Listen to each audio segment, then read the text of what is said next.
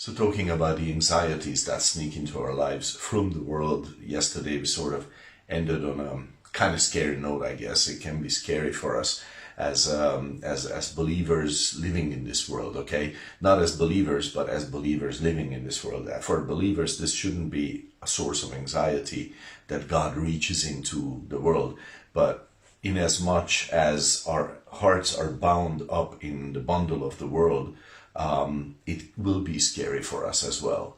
And this, we need to understand this, in as much as our purposes are the same purposes of the world. We value the same things the world values. We are interested in the things that the world is interested in. We're believers, but this is still true. That means we are sort of bundled in with the world. And as much as that's true, yay, that's going to be scary when God reaches in and changes something.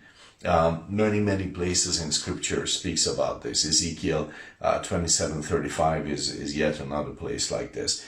He says, "All the inhabitants of the isles shall be astonished at you, and their kings shall be sore afraid. They shall be troubled in their countenance," because of God, what God has done, they will be troubled, sore, afraid, and they will be astonished.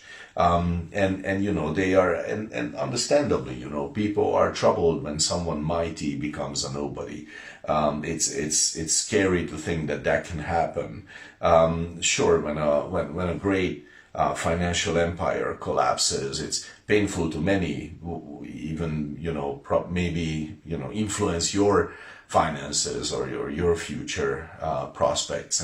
And yeah, this can be sort of worrisome, because God has reached into things and he has sort of just turned the levers and things changed, and something shocking. This can happen. The security is not as I had thought, because I was thinking along with the world.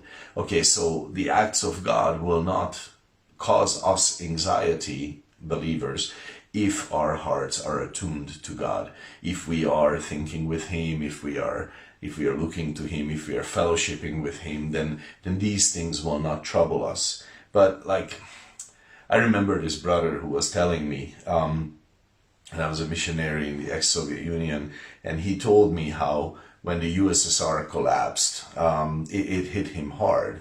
Belonging to a world power used to give him a sense of significance. There was some pride in it for him that he was a citizen of the Soviet Union. So it was hard on him. And of course, many people, and financially too, people were starving afterwards also. And would we then say that because this happened, this was inconvenient for them, God should not have intervened and should not have stopped that crazy experiment?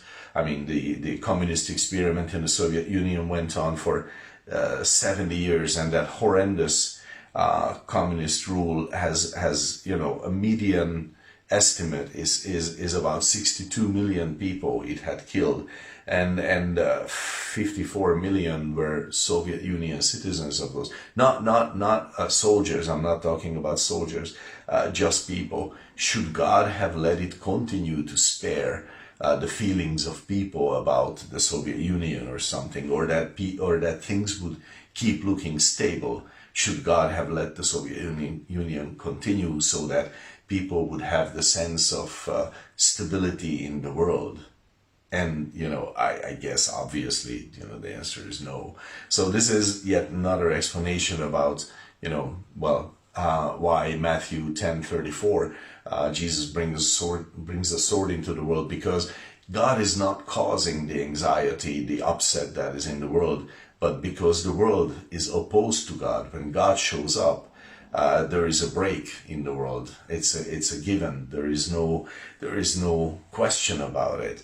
And and this is the picture about many places, with many things, many places, many systems where God intervenes, and it's kind of against our liking. Okay, is that a sobering truth? Yeah, I think it is, and it's also a necessary one, because in 1 John 2:17, we had mentioned it in the past few weeks, I think already, is that it says that the world passes away, So we should not commit ourselves to the world. We shouldn't bundle ourselves in the bundle of the world. Why should we do that? And if we don't, if we are, if our heart is wrapped up with God, though we live in the world and we're responsible in the world, if our heart is wrapped up with God, then the anxieties of the world will not be made ours, and they will not rob us of life and hope and future and trust. Yeah, so that's actually a good note to finish on. God bless your day.